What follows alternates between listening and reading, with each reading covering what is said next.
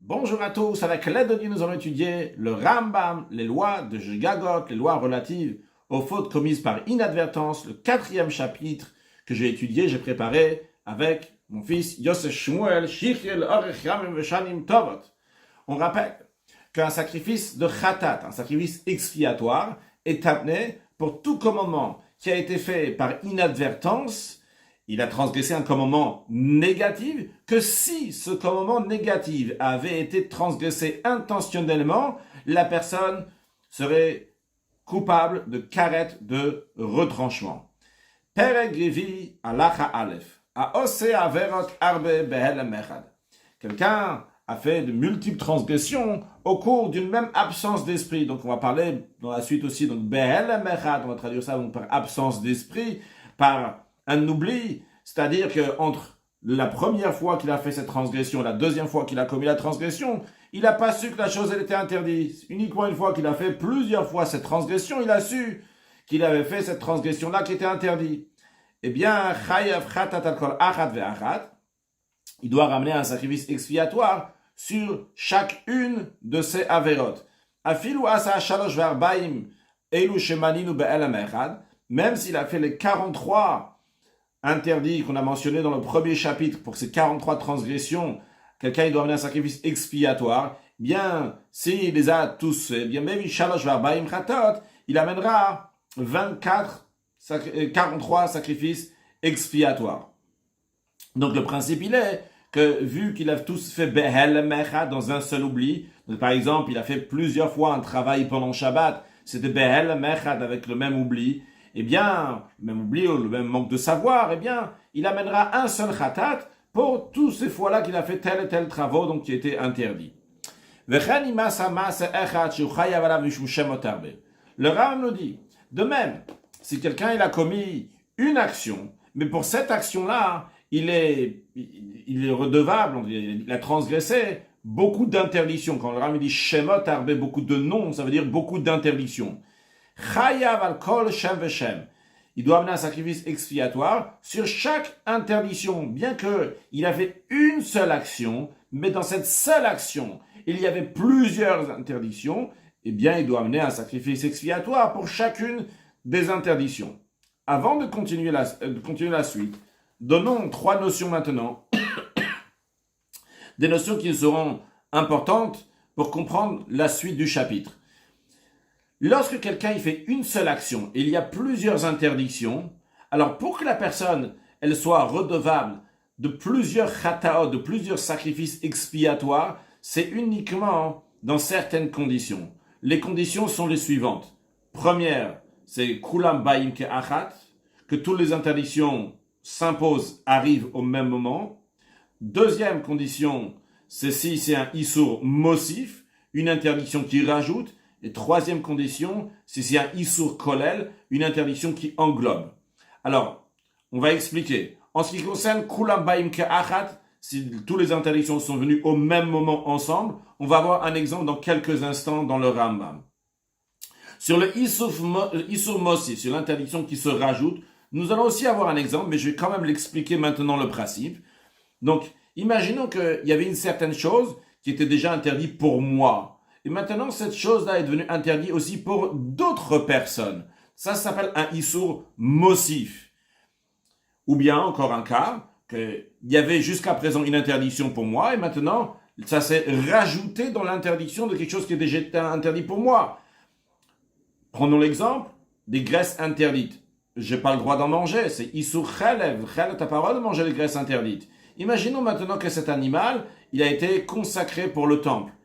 Maintenant, en plus de l'interdiction de manger des graisses interdites, j'ai pas le droit aussi de manger de ces graisses. Vrai, c'est pas que les graisses interdites, c'est tout l'animal que j'ai pas le droit de profiter parce qu'il appartient au temple. Mais le principe est là. Jusqu'à présent, ces graisses-là, ces graisses interdites, j'avais pas le droit de les manger. Dorénavant, je n'ai pas le droit même d'en profiter vu que ça appartient au temple. Donc il y a un isur mosif, un isur qui s'est rajouté. C'est quoi un isur kolel maintenant? Troisième point, le isur kolel, donc un isur qui englobe plusieurs choses. Imaginons l'exemple qu'on vient de dire, l'interdiction de manger du chalev, des graisses interdites. C'est interdit toujours de manger des graisses interdites.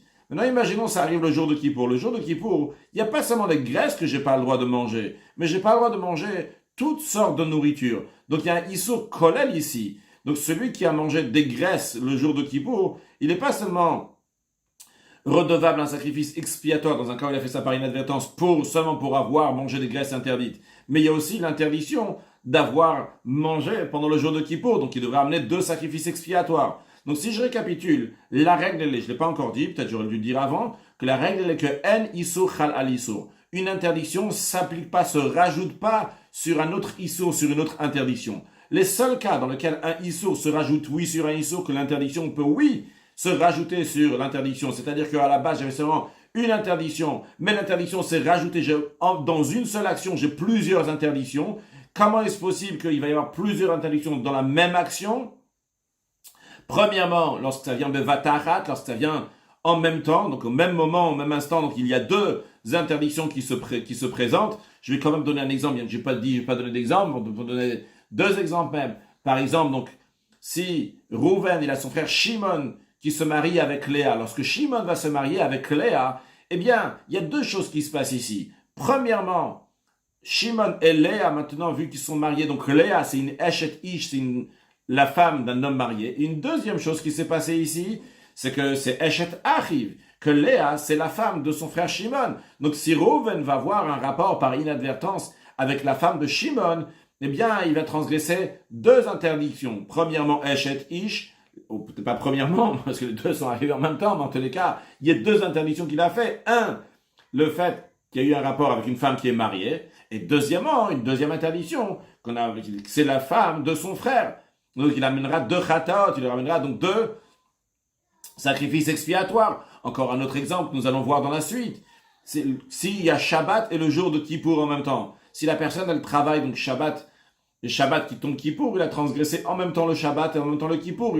Donc s'il a fait ça par inadvertance, il amènera 2 sacrifices expiatoires. Donc le principe il est que les 2 Issurim, les 2 interdictions sont venues bevatarat au même moment, au même instant. Et bien dans un tel cas, la personne amènera 2 sacrifices expiatoires, bien qu'il a fait seulement une seule action. De même, donc on a dit pour Issur Mosif, lorsque c'est un interdit donc qui s'est rajouté, il y avait déjà un interdit, et il y a un deuxième interdit maintenant qui s'est appliqué. Donc l'exemple que nous avons donné, que les graisses sont interdites de base, il y a déjà cette interdiction-là. Mais il y a quelque chose d'autre qui s'est rajouté, le fait que maintenant ça appartient au temple. Eh bien, il a transgressé 2 interdits par inadvertance, il amènera 2 sacrifices expiatoire. Et le troisième exemple, le troisième point, c'est Issur Kolel, lorsque c'est une interdiction donc qui englobe d'autres choses. Donc l'exemple, par exemple, de quelqu'un qui a mangé des graisses interdites pendant Kippour. Donc le Kippour, il a rajouté quelque chose, pas dans le sens de Mossi, dans le sens il a été Kolel, il a englobé déjà ce qui était déjà avant interdit. Eh bien, il y a aussi donc 2 chataot qui seront amenés ici, 2 sacrifices expiatoires. Donc, c'est des principes comme ça qui nous aideront à comprendre donc quelques points que le Ram va nous dire dans la suite de ce chapitre. Donc, je reprends maintenant.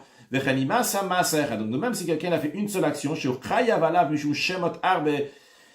est redevable, il a transgressé plusieurs interdits, il est redevable un sacrifice expiatoire pour chacun de ces interdictions. Quand est-ce qu'on dit que le Isur, Chal al Isur, que l'interdiction se rajoute à une interdiction qui est déjà là, que quand est-ce que quelqu'un fait une seule action et pourtant il n'a pas transgressé une seule chose mais plusieurs choses, il peut y avoir trois options. Première, chez Yoa Isurim Kulam Baim Ke'achat, que tous les interdits s'appliquent au même moment, donc au moment où ça démarrait cet interdit, donc il y avait tous ces Isurim, les interdictions qu'ils étaient ensemble. Oh, bien une deuxième possibilité qu'il y a plusieurs interdictions alors qu'il a fait une seule action, c'est s'il y a eu un Isur Mosif, s'il y a eu une interdiction qui s'est rajoutée à la chose qui était déjà interdite à moi-même ou sur la chose elle-même qui était déjà interdite, ça s'est rajouté encore plus d'interdictions. Oh, ou bien une troisième possibilité, lorsque c'est un Isur Kolel, un interdit donc qui inclut ce qui était déjà interdit avant, donc c'est-à-dire que la deuxième chose inclut même ce qu'il y avait avant, comme l'exemple qu'on a donné. Donc les graisses qui sont interdites de consommer, de manger pendant toute l'année, les graisses interdites. Et quand ça arrive Kippour, il y a encore une autre interdiction qui est inclue, parce que c'est pas seulement les graisses interdites qu'on n'a pas le droit de manger, mais c'est tout qu'on n'a pas le droit de manger. Donc uniquement dans ces cas-là, on dit que Isur Chal al Isur, qu'une interdiction s'applique sur une autre interdiction, mais non pas dans un cas où c'était où de base, donc il n'y a pas eu quelque chose qui s'est rajouté, où il n'y a pas eu Isur Kolel. ou bien pas, c'était pas vatarat. Keitzat, comment ça? Le Rav nous donne un exemple. Le Rav va nous donner donc un exemple, donc quelque chose, c'est 3 interdictions qui viennent de vatarat. Ce que je disais tout à l'heure, qu'on va voir un exemple juste ici. Donc, on va voir 3 interdictions qui viennent de vatarat en une seule fois. Quelqu'un, il a pris par inadvertance un sacrifice qui était consacré. Un sacrifice qui est consacré, on a le droit de l'égorger, de lui faire la shrita uniquement dans la hazara, dans la cour du temple. Lui, il a pris ce sacrifice consacré et il a égorgé, donc par inadvertance, il a égorgé donc à l'extérieur de la cour du temple. Quand est-ce qu'il a fait ça? Shabbat, c'était Shabbat. Donc il y a déjà encore un deuxième interdit. La première interdiction, c'est d'égorger un sacrifice consacré à l'extérieur de la cour du temple. Deuxième interdiction, on n'a pas le droit d'égorger pendant Shabbat. Et troisième chose, encore ça aussi, donc il a fait par inadvertance, car il ne savait pas que c'était interdit de faire la shrita, d'égorger un animal pour la avodazara, pour l'idolâtrie. Donc il a fait 3 choses ici par inadvertance. Chayav shalosh chataot. Il doit amener 3 sacrifices expiatoires. Tous ces interdictions sont arrivées au même moment. Il y a l'interdiction, mishum shochet kotshim bachutz, il a transgressé, il a égorgé un animal consacré, donc à l'extérieur de la cour du temple. Deuxièmement, mishum bechalel Shabbat. Deuxièmement, parce qu'il a profané le Shabbat, il a égorgé un animal, ce qui est interdit Shabbat. Et troisièmement, mishum oved avodazara, parce que il a fait l'idolâtrie. Donc toutes ces interdictions-là sont arrivées au même moment. 3 interdictions sont arrivées au même moment, c'est-à-dire au moment où il a fini d'égorger. Eh bien, tout ça s'est passé et il a transgressé. Donc d'avoir égorgé l'animal à l'extérieur du temple, alors qu'il devait être à l'intérieur du temple. C'est passé au moment où il a fini d'égorger. Deuxièmement, il a égorgé donc pendant Shabbat une fois qu'il a fini d'égorger. Et troisièmement, il a fait l'idolâtrie. Comme le Ram va tout de suite nous le préciser, je dis oralement ce qu'on va dans la suite, que quand est-ce qu'on dit ce qu'on vient de dire, qu'il a transgressé les 3 choses en même temps. Et on a dit c'est quoi en même temps? C'est une fois qu'il a égorgé l'animal. Juste tiens à préciser que quand on dit égorger l'animal, il y a ce qu'on appelle 2 simanim. 2 simanim, c'est-à-dire le trachet et l'œsophage. Donc ces 2-là doivent être coupés dans un animal. Il faut couper donc la majorité de ces 2 simanim, de ces 2 signes, donc de trachet et l'œsophage. Uniquement à ce moment-là, on considère l'animal qu'il a été shachout, qu'il a été égorgé. Maintenant, nous avons dit qu'une fois qu'il a fini la shrita, au moment où il est en train de finir l'abattage, eh bien c'est à ce moment-là que les 3 interdictions s'appliquent. En effet, il a égorgé un animal consacré à l'extérieur du temple. Deuxièmement, il a égorgé pendant Shabbat. Et troisièmement, il a égorgé pour l'idolâtrie. Le Ram va nous préciser. Attention, quand est-ce qu'on dit qu'il est redevable 3 sacrifices expiatoires? C'est uniquement si son intention pour l'idolâtrie, il a dit, une fois que ça sera fini à la fin, au moment où je finis l'égorger, eh bien c'est à ce moment-là que je sers l'idolâtrie.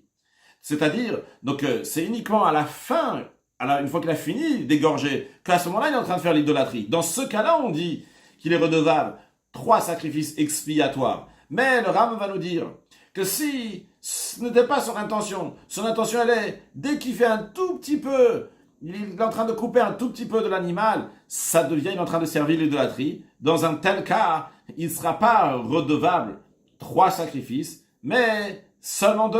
Pourquoi? Parce qu'ici, il n'y aura pas de shochet bachutz, il n'y aura pas l'interdit de prendre un animal consacré et de l'égorger à l'extérieur, parce que au moment où il a commencé à faire la shrita, avant que l'égorgement se passe, il a commencé seulement l'égorgement, mais l'égorgement, pour nous, on dit, c'est considéré une fois qu'il a coupé la majorité de la trachée et l'œsophage, ce qui n'a pas encore été fait. Il commence à peine à faire la shrita. Et à ce moment-là, au moment où il commence à faire l'abattage, ça devient, il fait ça, son intention pour l'idolâtrie. Cet animal qui était consacré, maintenant, ne peut plus être amené dans la cour du temple. Parce que c'est un animal qui a été, ça a servi pour l'idolâtre, on a idolâtré. Donc, dans ces cas-là, on ne pourra pas l'amener dans la cour du temple. Donc, il n'y a plus l'interdiction maintenant d'amener cet animal consacré à l'extérieur, parce que c'est plus un animal consacré. C'est un animal que tu peux plus amener pour offrir dans le temple. Donc, il n'y a plus cette interdiction de l'égorger à l'extérieur du temple. Et donc, il y aura seulement 2 interdictions qui sont là. Donc, l'interdiction d'idolâtrie et l'interdiction de Shabbat. Ces 2 interdictions-là qui ont été faites donc par inadvertance. Donc, il y a là seulement 2 sacrifices expiatoires. C'est ce que le Ram nous dit sur le texte. Mais, dans quel cas ça s'applique il est redevable de 3 sacrifices expiatoires. C'est qu'il a dit, avant de égorger l'animal, il a dit, moi, mon intention, c'est de faire l'idolâtrie au moment où je finis l'égorgement. C'est-à-dire au moment où je vais égorger la majorité des deux signes de le tracher l'œsophage. Ah, valim lo aita kavanat lekar, mais si son intention n'était pas pour ça, donc de servir l'idolâtrie à la fin, dans ces cas-là, il n'est pas redevable un sacrifice expiatoire pour avoir égorgé quelque chose à l'extérieur. Pourquoi? Parce que parce que dès qu'il va faire la shrita, même un peu pour l'idolâtrie, ça va devenir, l'animal va devenir interdit, vu que ça a été offert donc pour l'idolâtrie. Et donc un animal qui a été offert pour l'idolâtrie, qui était rapproché pour l'idolâtrie, qu'on a mis pour l'idolâtrie, on ne peut pas l'amener dans le temple. Donc et pour être redevable d'avoir un sacrifice expiatoire, pour être passible, d'avoir égorgé un sacrifice, quelque chose qui est consacré à l'extérieur du temple, c'est uniquement s'il a égorgé, donc deux, ça va le tracher l'œsophage, Roshnaim, la majorité des deux. Dans ce cas-là, donc l'animal devient interdit pour le sacrifier. Donc, lui, surtout que cette personne-là, lorsqu'il a fini donc, de faire l'égorgement, il a fait la shrita qui est d'un animal qui est interdit donc d'amener en sacrifice. Donc il n'est pas redevable un sacrifice expiatoire pour avoir abattu un animal consacré à l'extérieur, vu que tu ne veux pas le consacrer dans le temple, cet animal. Comme on a expliqué dans les lois relatives au sacrifice, qu'un animal qui ne peut pas être amené en sacrifice, si quelqu'un l'a égorgé à l'extérieur du temple, il n'est pas passible d'avoir transgressé, d'avoir fait l'abattage à l'extérieur du temple. Maintenant, le Rav nous dit, ça ce qu'on a dit jusqu'à présent, c'est en ce qui concerne, donc si c'était un animal, la manière de lui faire la shrita, c'est si on coupe donc la majorité de deux simanim, des deux signes, donc à tracher l'œsophage. En ce qui concerne l'oiseau, ça suffit qu'on va égorger seulement la majorité d'un seul des deux signes, la trachée ou l'œsophage. Le Rav ici nous donne un exemple, donc lequel, imaginons donc que c'était un sacrifice expiatoire, mais un oiseau sacrifice expiatoire. Donc il se trouvait à l'extérieur du temple. Et la moitié de la trachée était déjà coupée. Donc la moitié était coupée, mais pas la majorité. Et lui, qu'est-ce qu'il a fait? Par inadvertance, lui, il a rajouté un tout petit peu. Le tout petit peu qu'il a rajouté, ça fait que l'oiseau maintenant, il est charoute. L'oiseau il est égorgé, vu que la majorité s'est faite. Donc en rajoutant donc ce petit rajout là, donc il y a la majorité, et il a fait ça Shabbat, pendant Shabbat, les Shavavot Hazara, l'intention de l'idolâtrie, et ces trois choses là, donc il a fait par inadvertance. Et donc il a égorgé un oiseau à l'extérieur du temple. Cet égorgement ne lui a pas coûté cher. Quand je dis il n'a pas coûté cher, ça il a fait un petit quelque chose, parce qu'il y avait déjà la moitié de la trachée qui était déjà coupée. Lui il a rajouté un tout petit peu. Mais ici on dit pas, il a commencé la shrita, il n'a pas encore fini jusqu'à couper la majorité de deux signes. Ici, il n'y a pas un début et une fin. Au moment même où il a pris cet oiseau, qu'il avait déjà la moitié de la trachée coupée, il a rajouté un tout petit peu. Un, il y a la shrita qui s'est fait. Deux, il a fait ça pendant Shabbat. Et trois, il y avait l'idolâtrie. Il ne peut pas dire, le début de l'égorgement, la fin, il n'y a pas de début, il n'y a pas de fin ici. C'est à l'instant même. Donc c'est la raison pour laquelle, dans tel cas, Chayev Shalosh Rataot, il est redevable trois sacrifices expiatoires, parce que les trois interdictions s'appliquent exactement au même moment, à un moment où il coupe un tout petit peu donc, de la trachée, automatiquement, donc il a trois interdictions qui s'appliquent à même instant. Donc l'interdiction d'avoir égorgé à l'extérieur un animal qui était consacré, deuxièmement l'interdiction d'idolâtrie, et troisièmement l'interdiction de Shabbat. Veched, encore un exemple. Le Rav nous dit donc dans ce qui concerne donc des interdictions qui s'appliquent au même moment. Quelqu'un qui a fait un travail qui est interdit de faire pendant Shabbat, pendant Kippour, il a fait ça par inadvertance, et c'était un Shabbat, un samedi, qui en même temps c'était aussi le jour de Kippour. Il est redevable deux sacrifices expiatoires. Pourquoi? Car les deux interdictions sont arrivées au même moment. Dans le commentaire, il y a deux explications. Qu'est-ce que ça veut dire que ça arrivait au même moment? On peut dire, comme on l'a dit tout à l'heure, ça arrive au même moment. Imaginons donc que Shabbat, il commence à 18h, Kippour aussi commence à 18h, les deux sont arrivés au même moment. On peut expliquer ça aussi, pas seulement par rapport donc, au moment que Kippour il a commencé, mais par rapport à l'action qui a été faite. L'action qui a été faite à n'importe quel moment du jour de Kippour, eh bien, il y a l'interdiction de la personne, ce qu'il a fait, il y a aussi l'interdiction de Shabbat, aussi l'interdiction de Kippour. Encore un cas, le Rav nous dit, Abba leshet achiv akayam sheinida. Rouven, il a eu un rapport avec Rachel, qui est la femme de son frère Shimon, pendant que Shimon est encore en vie. Chez Nida. Et en plus de ça, donc elle est Nida. Elle a eu ses règles. Et lorsqu'elle a eu ses règles, elle n'a pas le droit d'avoir un rapport avec aucun homme, même avec son mari. Mais Vishal Shratot, il doit amener 3 sacrifices expiatoires. Reuven doit amener 3 sacrifices expiatoires. Pourquoi? Premièrement, Mishum Shatish. Premièrement, parce que Rachel, la femme de son frère Shimon, c'est une femme mariée. Une femme mariée, donc s'il a eu un rapport par inadvertance avec une femme mariée, il doit amener un sacrifice expiatoire. Deuxièmement, il doit amener un deuxième sacrifice expiatoire, Mishum Eshet Ach, parce qu'en l'occurrence, cette femme, c'est la femme de son frère Shimon. Et troisième, donc, par rapport à ces 2 points-là, la raison pourquoi on ne dit pas, il y a seulement une interdiction, pourquoi on dit les 2 interdictions, parce que les 2 interdictions sont arrivées au même moment, au moment où Shimon s'est marié avec sa femme, elle est devenue une Eshet Ish, une femme mariée, et deuxièmement, elle est devenue la femme de son frère, de Reuven. Donc Reuven est redevable de sacrifices expiatoires s'il y a eu un rapport avec elle par inadvertance. Mais il y a aussi un troisième sacrifice expiatoire, Mishum Nida, l'interdiction de Nida, qu'elle a des règles. Mais les règles, elle les a pas eues au moment où il s'est marié, c'est pas Isurim Baim Ka'achat, c'est pas des interdictions qui arrivent au même moment. Je parle pour Reuven, le frère de Shimon.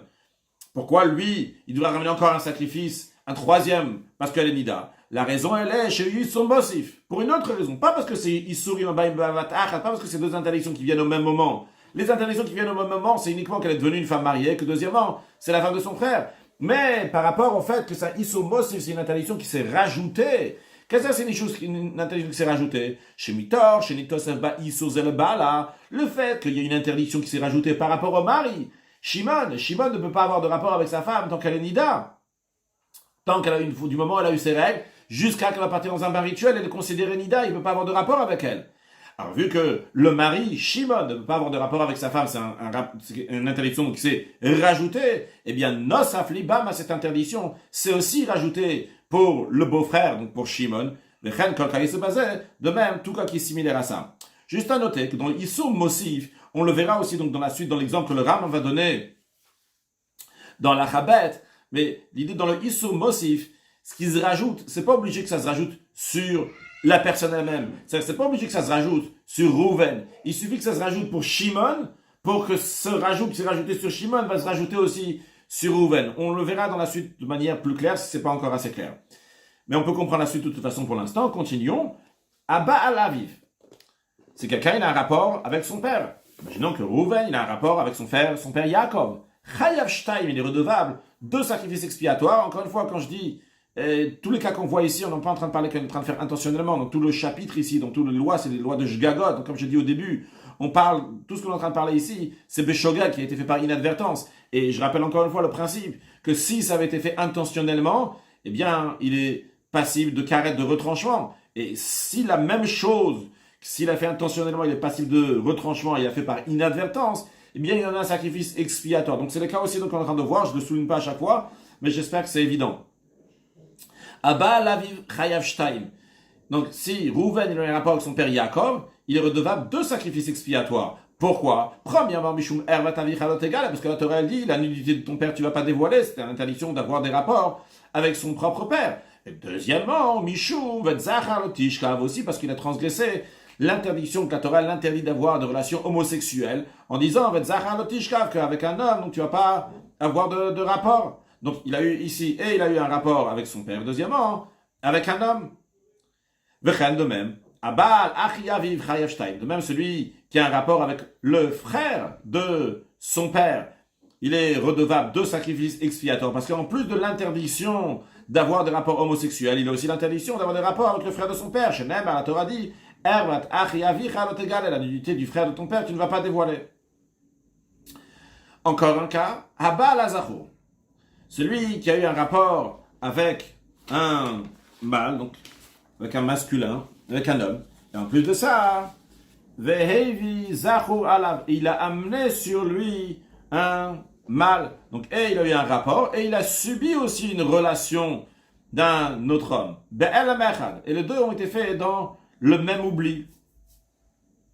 Le même oubli dans le manque de conscience dans les deux cas. Donc il ne savait pas que c'était interdit, uniquement une fois qu'il a fait ces deux choses-là, et que lui, il a eu un rapport, et que il y a un homme donc, qui a eu un rapport avec lui, donc il a subi un rapport, eh bien il y avait un seul oubli, bien qu'il s'agit ici de deux corps différents. Quand il y a deux corps, c'était un homme sur lequel il a eu un rapport, un autre homme duquel il a subi le rapport. Mais quand même, il est redevable uniquement. Pardon, je me suis trompé. Ce n'est pas l'explication ici. Ce n'est pas qu'il a eu deux autres personnes. C'est la même personne. C'est-à-dire, imaginons que Rouven, il a eu un rapport avec Shimon, et qu'après, Shimon a eu un rapport avec Rouven. C'est-à-dire que Rouven a subi après Shimon. Alors bien que c'est deux goufines, deux goufines, ce ne sont pas deux corps, mais c'est quand tout à l'heure ou plus tard, on verra donc Shne goufines, ça veut dire donc deux interdictions. Il y a deux choses ici les avérotes ont été faits avec deux corps. C'est deux choses différentes, parce que la première fois c'est Rouven qui a eu un rapport avec Shimon, la première fois c'est Shimon qui a eu un rapport avec Rouven. Bien que donc ces deux avérotes donc différentes, et il est quand même redevable seulement un seul sacrifice expiatoire. Donc Rouven devrait amener un sacrifice expiatoire, Shimon devrait amener un sacrifice expiatoire. Parce que la Torah dit Vet zachar lo tishka.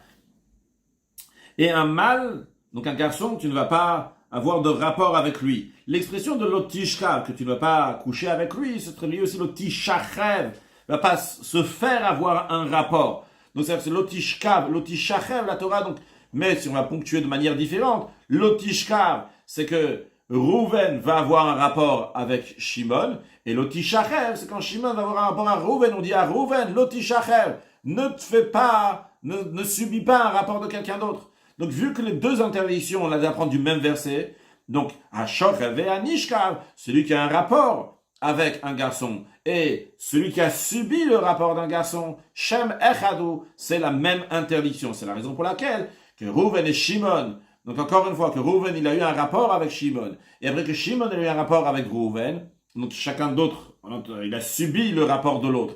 Donc chacun, et Rouven et Shimon, premièrement, ils ont eu un rapport, deuxièmement, ils ont subi un rapport, eh bien les deux devront ramener un sacrifice expiatoire, seulement un sacrifice expiatoire, bien qu'il y ait eu deux choses qui ont été faites ici, et le rapport, et subir le rapport, mais vu qu'on les apprend du même verset, c'est la même interdiction, et donc ils amèneront seulement un seul sacrifice expiatoire. Dans le même esprit, de même, celui qui a un rapport avec un animal, ça c'est une chose qu'il a fait. Deuxièmement, et il a amené donc, toujours le même animal sur lui, donc il a subi le rapport de l'animal, avec le même oubli, c'est-à-dire le même oubli, le même manque de savoir, le même manque de conscience, qui ne savait pas, donc c'était interdit. Il doit amener seulement un sacrifice expiatoire une fois qu'il a su que c'était interdit. En effet, là-bas la Torah dit, le Ram ne le ramène pas, mais il y a écrit donc dans tout animal, tu ne vas pas mettre shrovtecha, ton rapport, pour devenir impur avec elle. Donc ici, l'expression de shrovtecha, c'est shrivatra, donc qui veut dire aussi, donc aussi bien quand l'animal va avoir un rapport avec l'être humain, aussi bien quand l'être humain va avoir un rapport avec l'animal. Donc on voit ici que soit shochev anishka v'behema vezacho, et celui qui a un rapport, et celui qui subit le rapport, que ça soit dans l'animal, que ça soit dans le zacho, que ça soit dans le masque, que ce soit dans les relations homosexuelles, c'est considéré qu'il est be'ila achat comme une seule be'ila, comme un seul même acte, donc comme la même interdiction. C'est la raison pour laquelle donc, il doit amener seulement un seul sacrifice expiatoire. Halacha bet. Le Ram nous dit yesh boel be'ila achat. Il est possible qu'un homme va avoir une seule relation, un seul rapport avec une femme. En conséquence de cette action-là, il va devoir amener 8 sacrifices expiatoires. Ketzat, comment ça? Yaakov, il est marié avec 2 sœurs. On va donner l'exemple de Rachel et Zilpa. Seulement Rachel est la fille de Lavan. On va essayer de se rappeler donc de tous les noms pour avoir donc tout jusqu'à la fin du Alachabet. Donc, encore une fois, Yaakov, il est marié avec 2 sœurs. Rachel, fille de Lavan, et une autre femme qui s'appelle Zilpa, qui est la sœur de Rachel aussi. Shehai Tolobat mi Zilpa. Et Yaakov, il a une fille qui est née de Zilpa, Ushma Timna. Cette fille-là qui est née s'appelle Timna. Donc, je répète encore une fois, Yaakov, il a un beau-père qui s'appelle Lavan, qui est donc le père de sa femme Rachel. À part ça, Yaakov, il a une deuxième femme, qui s'appelle Zilpa. Maintenant, avec Zilpa, il a eu une petite fille. Cette petite fille, elle s'appelle Timna. Maintenant, Nasa Lavan Timna. Lavan, il s'est marié avec Timna. Donc Lavan, le beau-père de Yaakov, le beau-père du côté de Rachel. Il s'est marié avec Timna, qui est la petite fille de Yaakov, du côté de sa deuxième femme, qui s'appelle Zilpa. Et Lavan, le beau-père de Yaakov, avec Timna, la petite fille de Yaakov, ils ont eu une fille. Cette fille-là, Oshma Sarah, elle s'appelle Sarah.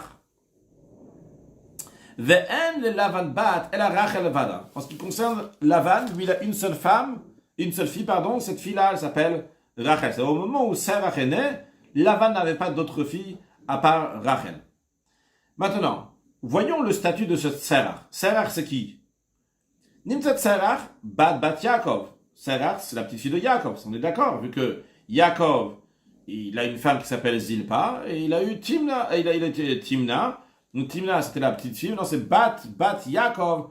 Donc c'est la petite fille de Yaakov. Il a eu Timna, Zilpa, Yaakov et Zilpa ont eu Timna. Timna, elle a eu Sarah en se mariant avec Lavan. Donc maintenant, Yaakov a une petite fille qui s'appelle Sarah. Puis, une deuxième chose, cette Sarah-là, son statut, en plus que la petite fille de Yaakov, elle a encore une deuxième chose. Va achot ishto meavia. C'est la sœur de sa femme du côté de son père. Vu que Sarah, c'est la fille de Lavan. Comme on peut le voir ici, Lavan, il a deux filles. Il a une fille qui s'appelle Rachel, qui est mariée avec Yaakov, et une fille qui s'appelle Sarah, qui est née de Timna. Je ne sais pas si vous pouvez voir ou pas, mais en tous les cas, après je montrerai donc d'autres images qui clarifieront peut-être un peu plus. Mais pour l'instant, de toute façon, quand il arrive, c'est clair. Cette Sarah-là, et c'est la petite fille de Yaakov, et c'est aussi donc la sœur de la femme de Yaakov. Non pas de Zilpa évidemment, mais de la sœur de Rachel, vu que Lavan, il a deux filles. Une qui s'appelle Rachel, qui s'est mariée avec Yaakov, et une deuxième qui s'appelle Sarah, qui est la petite fille de Yaakov.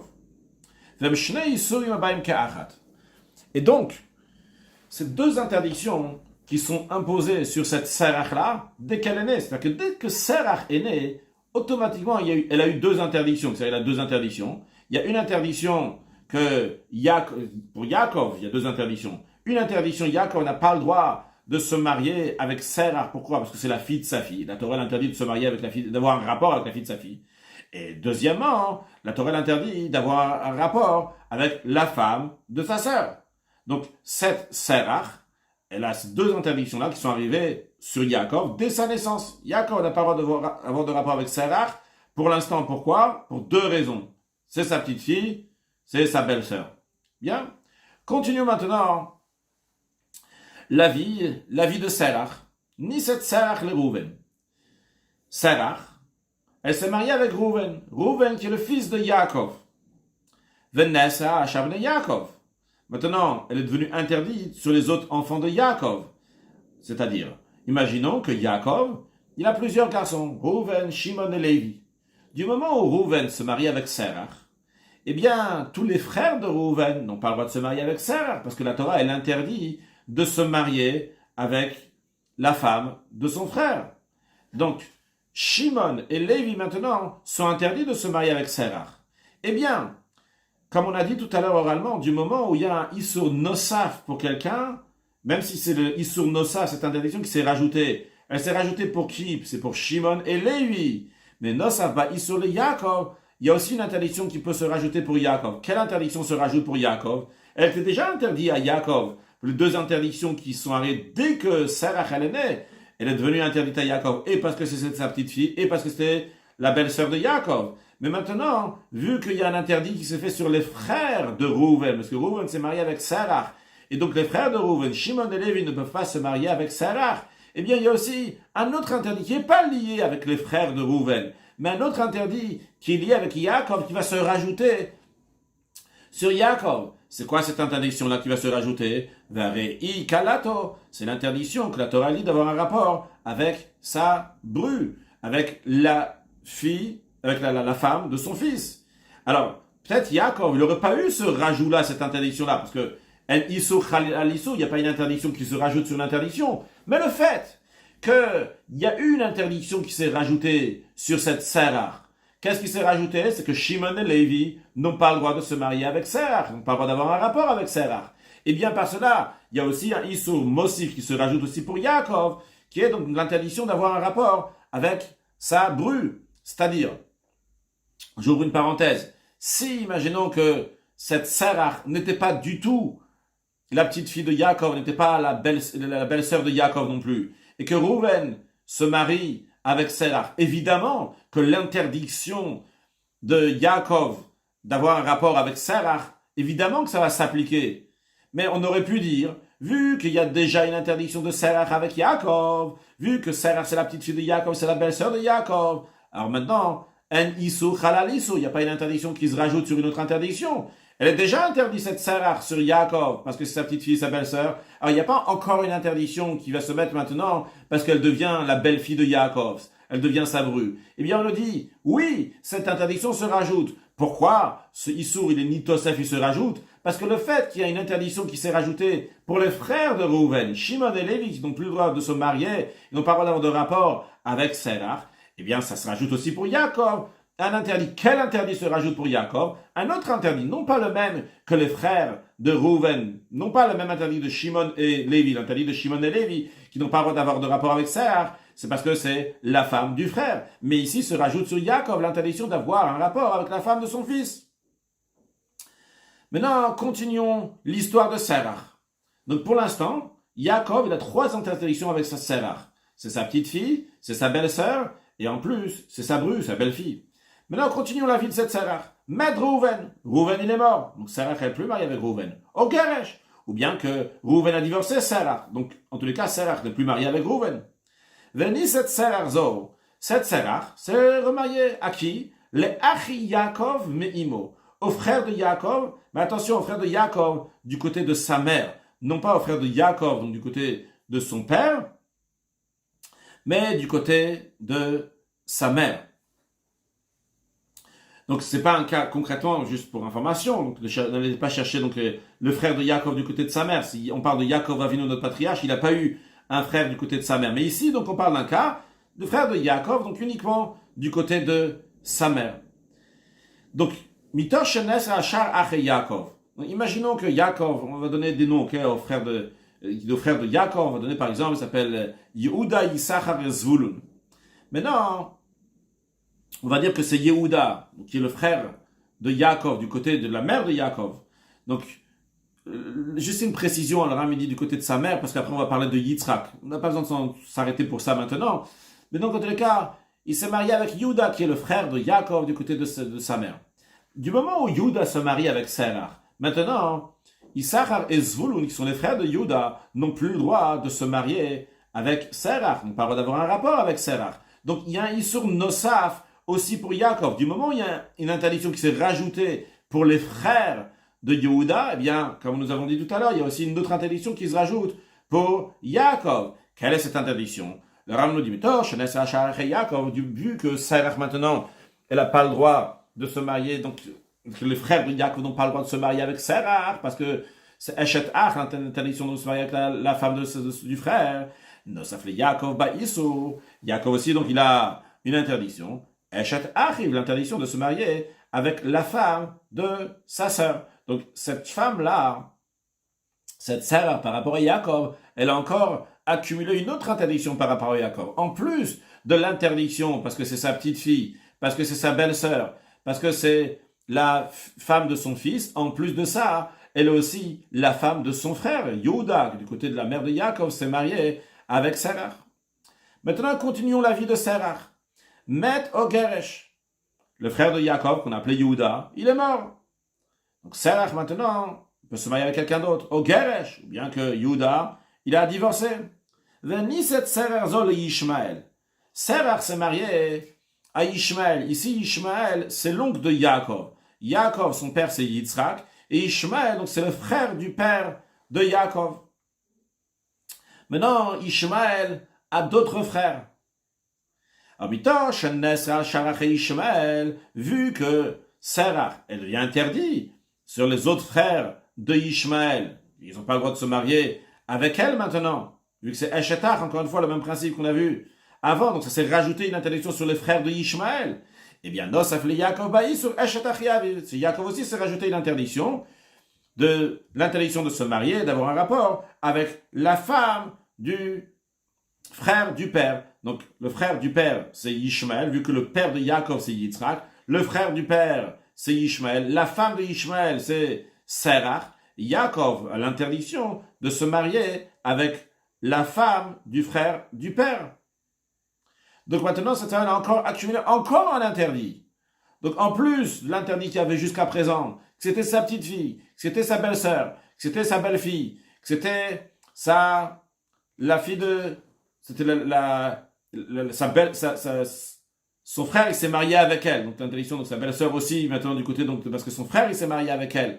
Et en plus, donc, du fait qu'il y a encore une chose qui s'est interdite, maintenant, c'est aussi la femme du frère de son père. Maintenant, Beth Ishmaël, il est mort. Ishmaël n'avait pas d'enfant lorsqu'il est mort.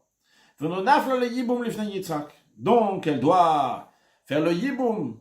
Je crois en français, on dit le léviat. En tous les cas, elle doit se marier avec Yitzhak. La Torah dit que quand il y a deux frères, et il y a un frère qui meurt sans avoir d'enfant, eh bien, l'autre frère doit se marier avec la femme du défunt pour avoir des enfants.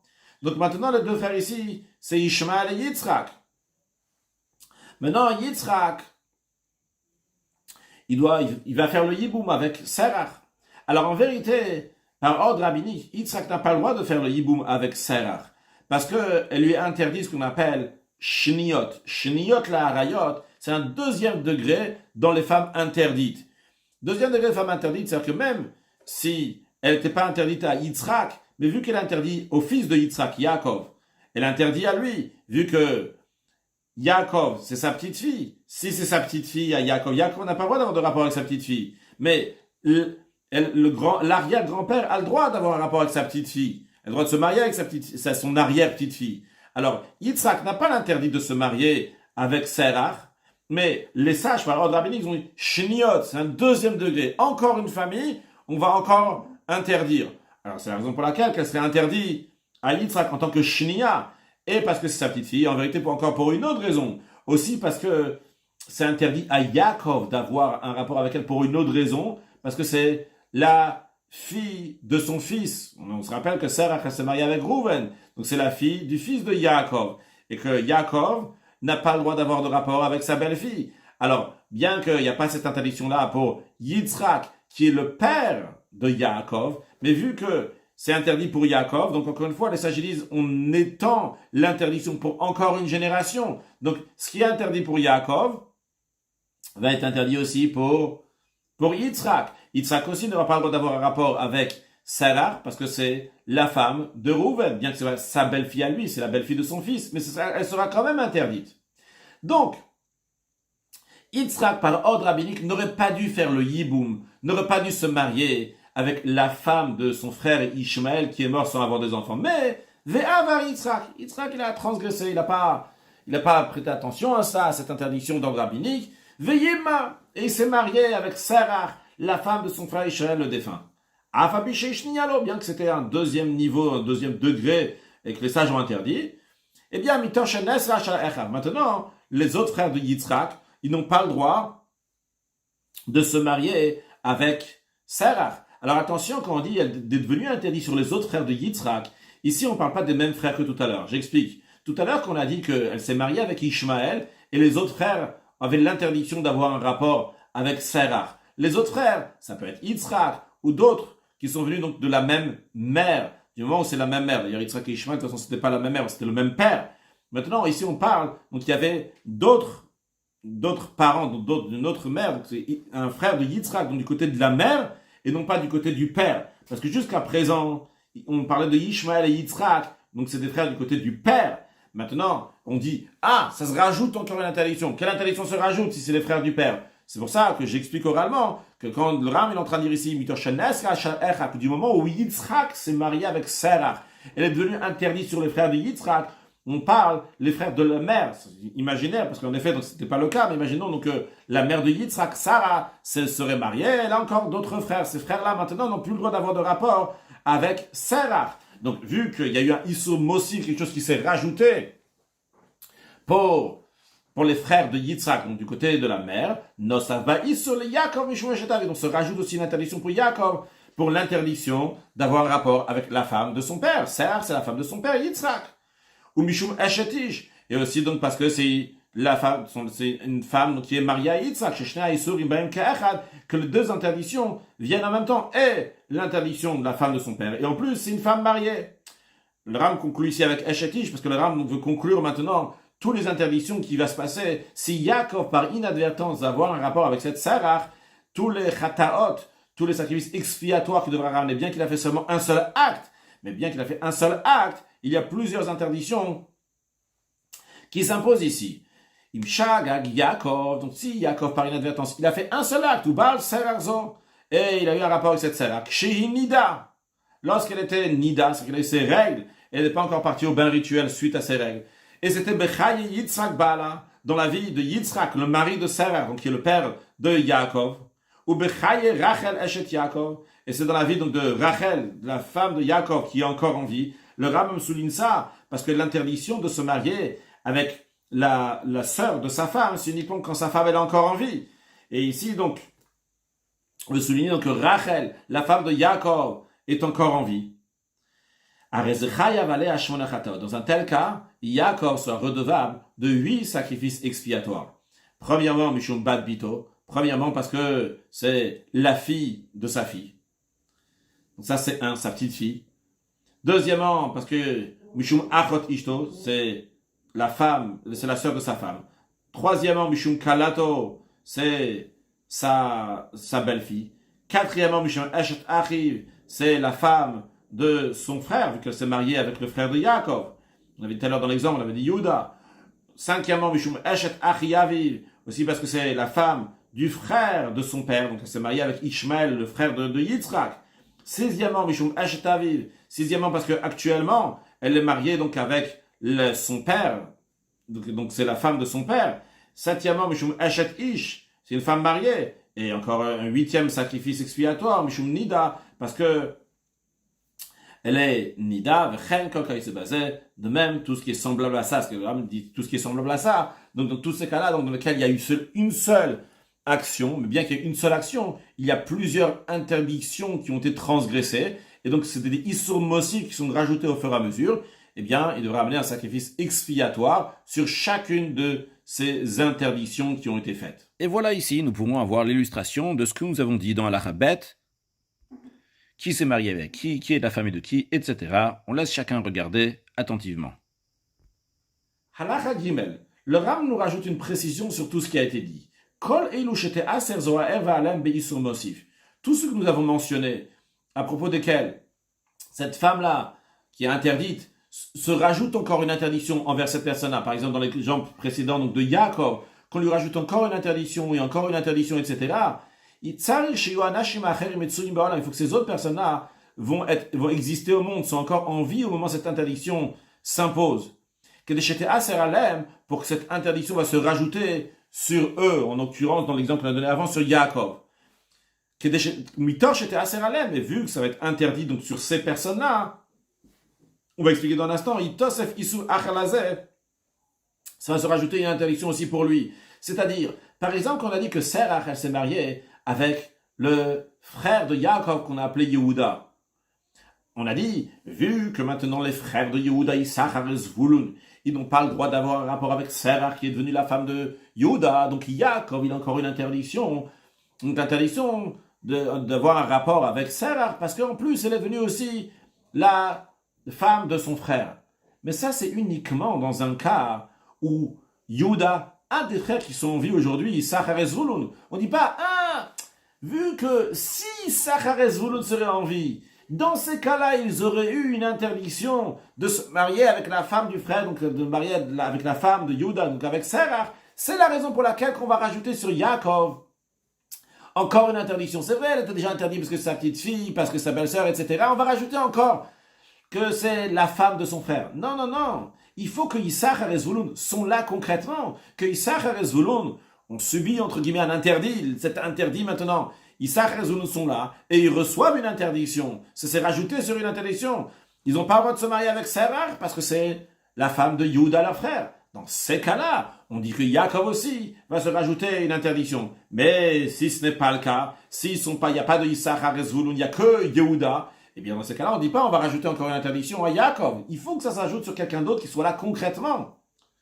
Ah, Valimena Metsuyim Baola, mais s'ils ne sont pas dans le monde, s'ils n'existent pas, il n'y a pas de Issachar et Zvulun. Et non, on ne dit pas, ah, oh, il ou la Zebanim, oh, Achim. S'il avait eu des garçons, s'il avait eu des frères, Aïtaneser et Talem, ça serait interdit sur lui aussi. Ça, on va dire par exemple, le cas, on a donné l'exemple de Achim, s'il avait des frères, prenons l'exemple de Banim. On dit que Sarah s'est mariée avec Rouven, et maintenant on a dit que Shimon et Lévi ne peut pas avoir de rapport avec Sarah. Alors on dit pas, ah, même si Rouven il n'a pas de Shimon et Lévi, il n'a pas de frère, Rouven s'est marié avec Sarah, mais il n'a pas de frère. Il n'y a pas une interdiction qui s'est rajoutée sur des frères, mais on va dire, ah, si Shimon et Lévi seraient en vie, il n'aurait pas le droit d'avoir un rapport avec Sarah parce que c'est la femme du frère Rouven. Ah, alors c'est pour ça que Yaakov va lui rajouter encore une interdiction que c'est sa belle-fille. Non, ça marche pas comme ça. On dit pas que Haïtan et Seret Alem, donc il tosef baï sur la zaken, ça va se rajouter une interdiction au vieux, en l'occurrence à la Yaakov dans l'exemple qu'on a donné. Parce qu'ici, il n'y a pas de fils, il n'y a pas de frère. S'il n'y a pas d'autres fils, il n'y a pas d'autres frères. Eh bien, il n'y a personne sur qui ça se rajoute une interdiction. Et bien sûr, Yaakov aussi, ça ne va pas se rajouter une interdiction. Rien que quand il se basait. De même, tout ce qui est semblable à ça. Halakha Dalet. Imaginons que Rouven, il s'est marié avec 3 femmes. Ou Baal ima shel achat mem. Et il a eu un rapport avec la maman d'une des femmes. Mais cette maman d'une de ces femmes, Shi em ima shel ashniya. C'est la mère de la deuxième. Shi em avia shel ashlishit. Et cette femme-là, c'est aussi la mère du père de la troisième. Imaginons comme ça. On a une femme qui s'appelle Sarah. Sarah, elle a eu 2 filles et un garçon. On va leur donner un nom. La première fille, on va l'appeler Rivka. La deuxième fille, on va l'appeler Léa. Et le garçon, on va l'appeler Yaakov. Donc encore une fois, Sarah, elle a eu Rivka, Léa et Yaakov. Maintenant, Rouven, il vient. Il se marie avec la première, avec Rivka. Après, il s'est marié avec la fille de Léa. Parce que Léa, elle s'est mariée, elle a eu une fille, et Rouven, en plus qu'il s'est marié avec la fille de Sarah, la première fille qui s'appelle Rivka, il s'est marié avec la petite fille de Sarah. Donc, la fille que Léa, elle a eue, on va lui donner un nom, on va l'appeler Rachel. Donc, il s'est marié aussi avec Rachel. Puis, il s'est marié avec une troisième femme. Cette troisième femme, c'est la fille de Yaakov. C'est-à-dire que Yaakov s'est marié, et il a une fille, on va l'appeler Zilpa. Il s'est marié avec Zilpa. Maintenant, si Rouven, il a un rapport avec Sarah. Sarah, c'est la mère de sa première femme. Sarah, c'est la mère de sa deuxième femme. Et c'est la mère du père de sa troisième femme. Je répète le cas. Imaginons donc Sarah, elle a 2 filles et un garçon. Première fille, Rivka. Deuxième fille, on a appelé Léa. Léa, elle s'est mariée. Elle a une fille qui s'appelle Rachel. Puis, Yaakov, c'est le garçon. Yaakov, il s'est marié. Il a une fille qui s'appelle Zilpa. Et Rouven, il s'est marié avec Rivka, la fille de Sarah. Avec Rachel, la fille de Sarah. Et il s'est marié avec Zilpa, qui est la fille du fils de Sarah. Donc maintenant, si Rouven, il a eu un rapport par inadvertance avec la grand-mère, avec Sarah, je vais pas dire la grand-mère, mais c'est pas la grand-mère, c'est Sarah, avec Sarah. Cette Sarah-là, c'est en même temps donc la mère de sa femme, c'est la mère de sa deuxième femme, et c'est la mère du père de la troisième femme. Ah, bien que cette vieille dame, c'est sa belle-mère, et en même temps, c'est Ve'em Chamoto, c'est la mère de sa belle-mère, Ve'em Chamiv, et c'est la mère de son beau-père Yaakov, ou Shlosha Shemotem. Il y a 3 interdictions ici. Ve'isubat achati, et c'est une interdiction qui a été arrivée en même temps. Quand il dit c'est arrivé en même temps, c'est même dans un cas où il a été Mekadesh les 3. Ça veut dire que un jour, Rouven, il a rencontré Rivka, Rachel et Zilpa ensemble. Il tenait, soyez Mekudesh. Donc l'interdiction que de cette femme-là, de Sarah, en tant que belle-mère, en tant que la mère de sa femme et la mère du père de sa femme, tout est arrivé en même temps. Quand même, il sera redevable uniquement d'un seul sacrifice. Pourquoi? Le Vishenamar, Isha Bita, parce que la Torah, quand elle parle de l'interdiction qu'un homme va avoir un rapport, va se marier avec la mère et sa fille, ou Bat Bena est la fille de son fils, ou Bat, donc dans l'exemple qu'on a donné, donc la fille de Yaakov, donc Zilpa, ou Bat Bita est la fille de la fille, donc dans l'exemple que nous avons donné, donc Rachel, la Torah, elle dit, je dis le verset dans l'intégralité, bien que le Ram ne ramène pas en tout, il dit, Ervat Isha Bita Lotegale, que la nudité donc d'une femme et de sa fille, tu vas pas dévoiler, donc tu n'as pas le droit de te marier dans un rapport avec la femme et sa mère, la fille et sa mère. Et Bat Bena avec Bat Bita, la fille de son fils et la fille de sa fille, le Tikar, tu prendras pas les galotervata pour dévoiler sa nudité pour avoir un rapport avec elle. Et la conclusion, c'est ce que le Rami ramène, il y a écrit, après c'est ça qui nous intéresse, il y a écrit Shara Heina Zimai. Ce sont des proches parentes, et c'est l'impudicité, c'est pas pudeur de faire ça. Donc la Torah dit que c'est une Zima, mais la Torah ne dit pas Zima Hen, la Torah dit Zima Hi au singulier. Akatuv asa shlosha gufim tigufera. Donc, c'est-à-dire que la Torah, elle a pris donc, 3 corps comme un seul corps, 3 interdictions comme une seule interdiction. En effet, ici, il y a la Sarah, c'est la mère et sa fille, parce que c'est la mère de Rivka. En même temps, il y a Bat Bena et Bat Bita, et la Torah, donc, elle a parlé de 3 personnes, mais 3 personnes, 3 interdictions, ça se retrouve dans une seule personne, eh bien, c'est considéré comme un. Les filles, c'est la raison pour laquelle que Yechashu, Ashtosh, Hashem, Keshem, Echad, c'est pour ça que ça sera considéré, donc, ces 3 interdictions comme une seule interdiction. Et donc, si Reuven, il a eu un rapport avec Sarah, il devra amener seulement un seul sacrifice expiatoire, et non pas 3 sacrifices expiatoires.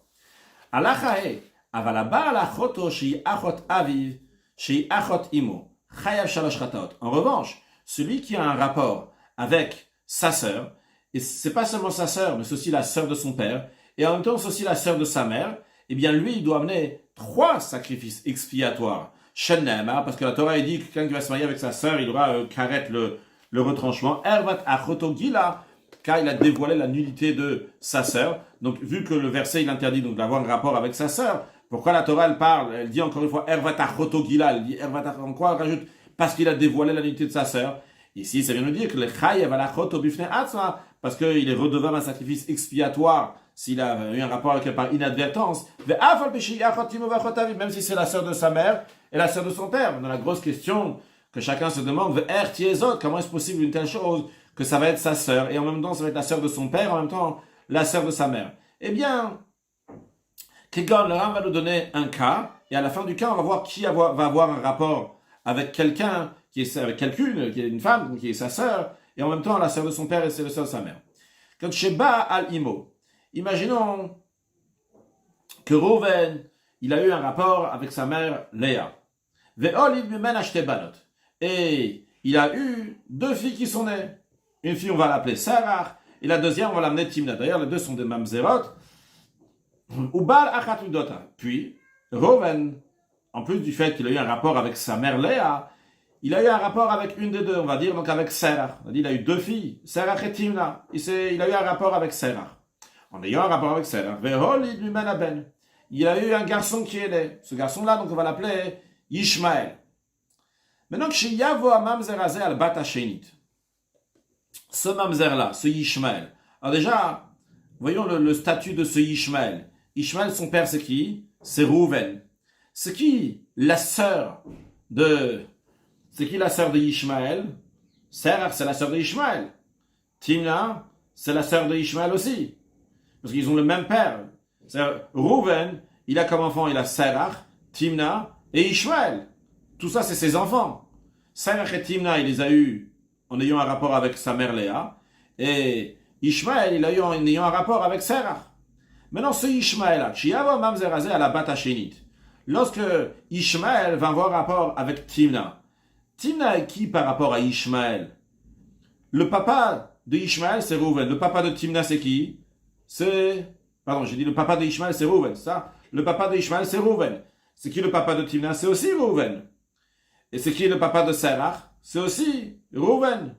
Maintenant, chez Achotimo Mamzeret, cette Timna-là, par rapport à Ishmaël, c'est la sœur de sa mère qui est Mamzer. C'est la sœur de Sarah. Donc, si Ishmaël, il a un rapport avec Timna, il a un rapport avec la sœur de sa mère. cette sœur-là, chez Yachotome Aviv, c'est aussi la sœur de son père. Car il a eu un rapport, il a eu Ishmaël et Timna, les deux sont nés donc du père, donc qui était Rouven, chez Yachotome Aviv, chez Yachot Aviv Meimo, qui est la sœur de son père du côté de sa mère. Donc, Chayav Shalosh Chatot, il doit amener 3 sacrifices expiatoires, donc je répète ici ce qui s'est passé, c'est que ce Ishmaël là, s'il va avoir un rapport avec Timna, avec la deuxième sœur qui est née de Rouven, alors, il y a plusieurs choses qui se passent ici. Premièrement, cette Timna, c'est sa sœur. Parce que Rouven, c'est le père, aussi bien de Timna, aussi bien de Ishmaël. Deuxièmement, c'est la sœur de son père. Parce que Rouven est né de Léa, et Timna est née aussi de Léa. Donc c'est la sœur de son père. C'est aussi la sœur de sa mère. Pourquoi c'est la sœur de sa mère? Parce que Serach, c'est sa mère, et Timna, c'est la sœur de sa mère. Donc si Ishmaël va avoir un rapport avec Timna, eh bien, cette Timna-là, c'est sa sœur à lui, c'est la sœur de son père, c'est la sœur de sa mère. Donc il doit amener 3 sacrifices expiatoires, de même, tout ce qui est semblable à ça. C'est-à-dire dans un cas dans lequel il y a 3 interdictions qui sont différentes, dans ces cas-là, il doit amener 3 sacrifices expiatoires. Maintenant, voyons l'illustration pour ce que nous avons appris dans Halacha Dalet, et l'illustration pour ce que nous avons appris dans Halacha He. Conclure avec un mot de Chassidut, vu dans les corbanotes de Jgagot, des choses qui ont été faites par inadvertance, un sacrifice ratat expiatoire qui est amené. Le Tzemar Tzedek explique pourquoi dans le sacrifice expiatoire il n'y a pas de libation, il n'y a pas de vin, ce qui n'est pas le cas à propos du sacrifice holocauste, qu'il doit y avoir une libation absolument. La réponse elle est parce que la libation avec du vin fait référence à la joie. Cela veut dire que le service de Dieu doit être fait avec joie. Mais le sacrifice expiatoire, qui pour un Baal Tchouva, quelqu'un qui a fauté, il n'y a pas de joie, au contraire, il doit pleurer, être triste sur sa faute. Ah, et a priori, comment va se compléter cette joie? Eh bien, c'est par les Cohen, le Lévi, qui vont compléter cette joie qui vient avec ce sacrifice. Mais quand même, le Tzemar Tzedek demande, comment est-ce possible une telle chose? Il est écrit dans le Zohar, Parashat Tetzaveh, que le visage que l'homme il a ici bas, en fonction de ça, on lui donne aussi le même visage d'en haut, que si la personne elle est triste, eh bien ça amène des dinim, des sévérités, des rigueurs. En revanche, si quelqu'un est joyeux, ça lui amène de la joie. Alors Tzedek dit, ça c'est pas pour le Baal Tchouva, parce que le Baal Tchouva il arrive à un niveau très très haut, il arrive au niveau de Sover Kol Almin, que là-bas, l'expression est Letzma la bayatik, qu'il n'y a pas de gauche dans le niveau de Atik, donc qui représente un niveau qui est au-delà des mondes. Donc même s'il est dans la tristesse, eh bien quand même cette tristesse-là, donc elle va avoir une douceur et non pas de rigueur. Mais quand même, je dois conclure en ce qui nous concerne. Le Rabbi l'a dit dans Mamar Margela de Foum et de Rav Atavshin Memvav que dans notre génération, la tchouva ne doit pas être faite avec la tristesse et avec l'amertume, mais la tchouva de notre génération doit être faite avec joie. Une excellente journée.